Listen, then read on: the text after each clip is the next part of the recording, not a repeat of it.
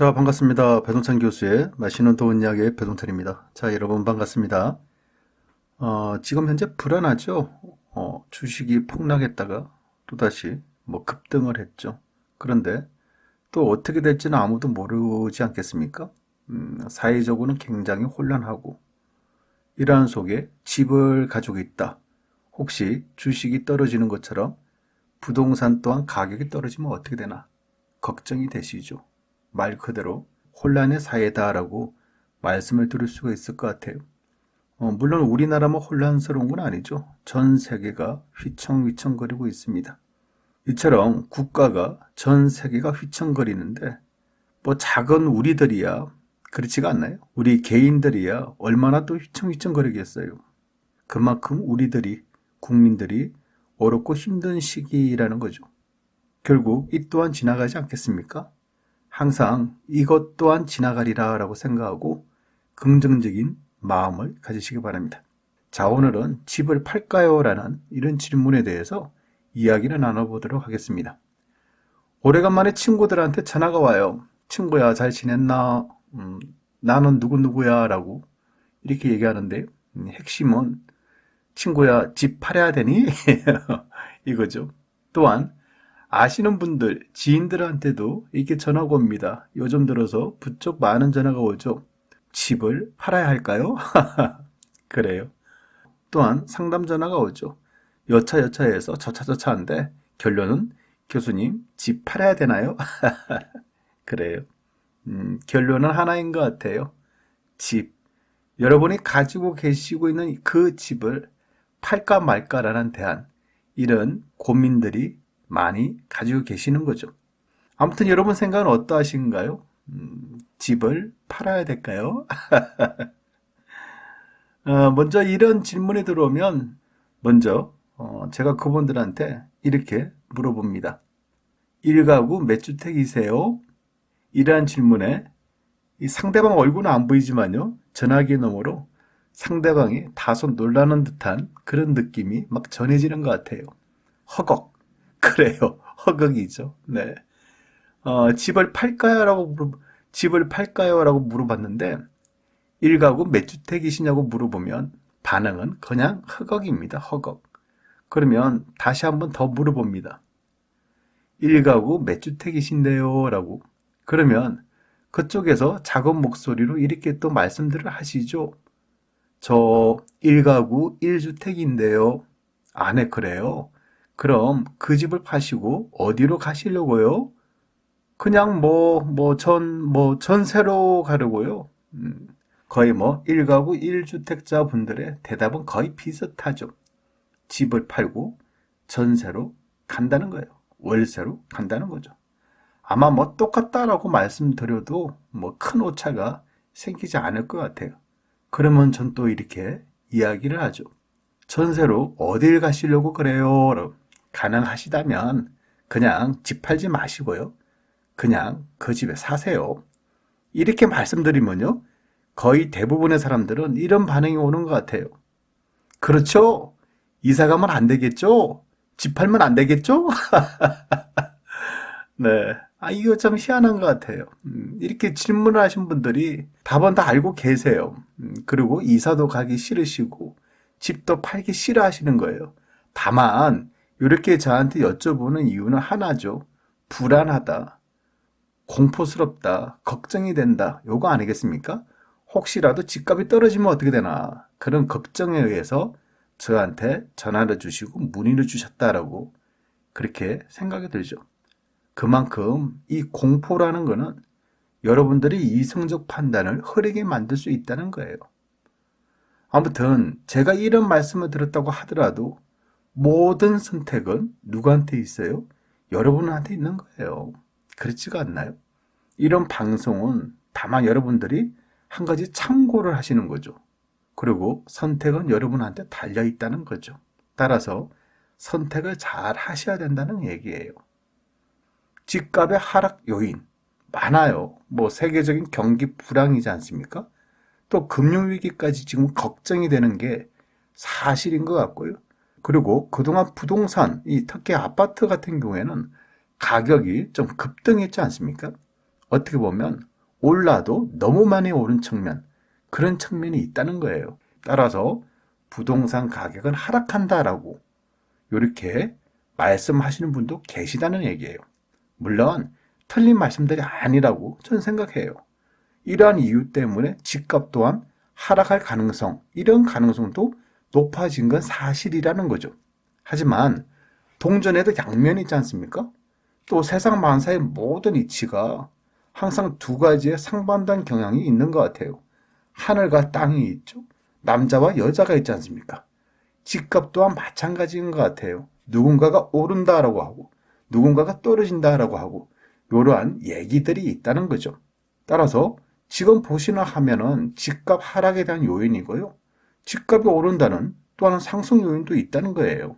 그러한 상승 요인은 금리가 인하됐죠. 또 정부는 경기를 살리기 위해서 돈을 푼다는 거죠. 돈을 푼다는 게 양적 완화지 않습니까? 그러다 보면 화폐 가치는 하락할 수밖에 없고요. 따라서 실물 자산의 부동산 가격이 오른다라는 그런 논리가 있는 거죠. 자, 그렇다면 여러분들은 어디에 배팅을 하고 싶습니까? 하락하는 쪽입니까? 아니면 상승하는 쪽입니까? 먼저 저의 의견은 간단하게 말씀드린다면 단기적으로 보면 하락 요소가 분명히 존재하죠.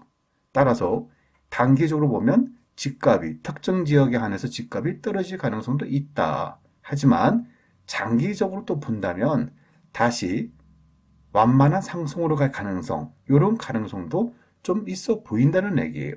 그래서 언제 하락하냐, 언제까지 떨어지냐, 또한 언제 반등하냐, 이러한 시기의 문제라는 거죠.